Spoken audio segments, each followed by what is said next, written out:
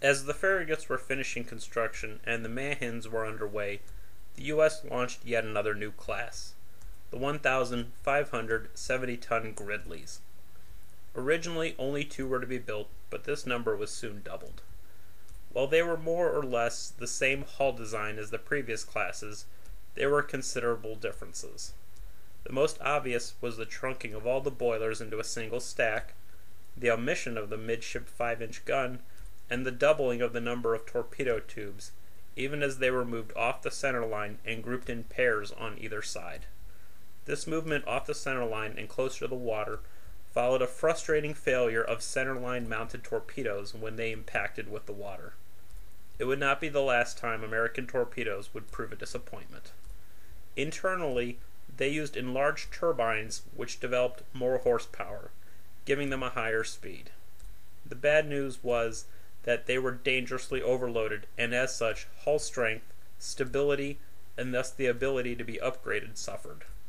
So precarious was their top weight issues that even as the other post-flush deck destroyers were equipped with two pairs of 40mm medium anti-aircraft guns, the Navy didn't dare try to put them on these ships. So, when it became obvious the kamikaze threat was here to stay and would get worse, these ships were transferred to the relative safety of the Atlantic. Gridley was started June 3, 1935, and finished June 24, 1936. Craven was started June 2, 1935, and finished September 2, 1937. McCall was started March 17, 1936, and finished June 22, 1938. Murray was started March 24, 1936, and finished August 5, 1938. Main armament was four 5-inch 38 caliber dual-purpose guns, two forward in enclosed turrets and two aft in open mounts. 16 torpedoes were carried in 4 quadruple mounts midship, with 2 mounts on either side. Finally, they had 2 depth charge rails at the stern. Machinery was 4 boilers venting to the single stack that provided 50,000 horsepower to 2 propellers, driving the ships up to 38 knots. Gridley was with Enterprise when Japan attacked Pearl Harbor. She spent the rest of December through the end of May 1942 escorting convoys from Hawaii to the Southwest Pacific and back. In early June 1942, she headed to the Aleutians and remained there until the end of September 1942, when she returned to the South Pacific for escort duty and fire support. In early September 1943, she headed to the West Coast for overhaul that lasted until the end of October 1943.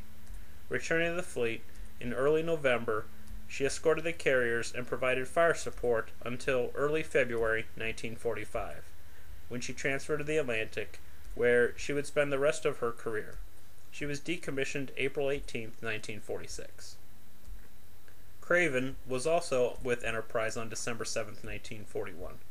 She continued to escort that carrier until early April 1942, when she headed to the West Coast for overhaul.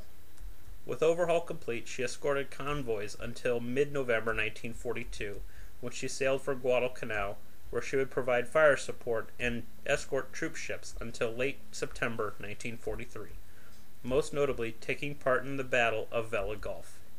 Returning from overhaul and training in January 1944, she escorted the carriers and provided fire support until early October 1944, when she again returned to Hawaii for overhaul.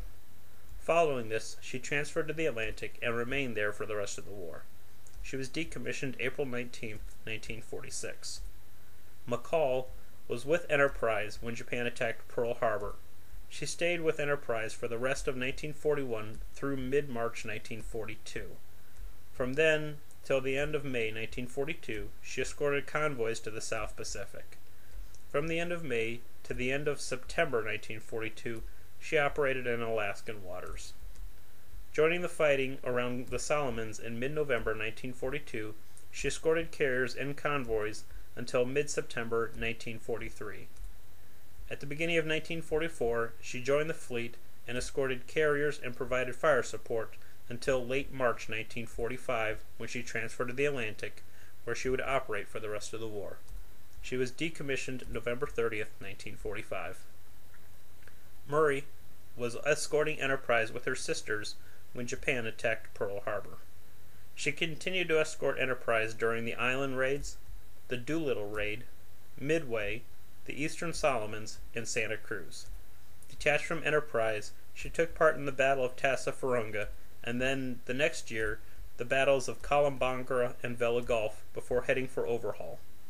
Returning to the fleet in November of 1943, she returned to escorting the carriers until March of 1945, when she was transferred to the Atlantic. She was decommissioned October 19, 1945.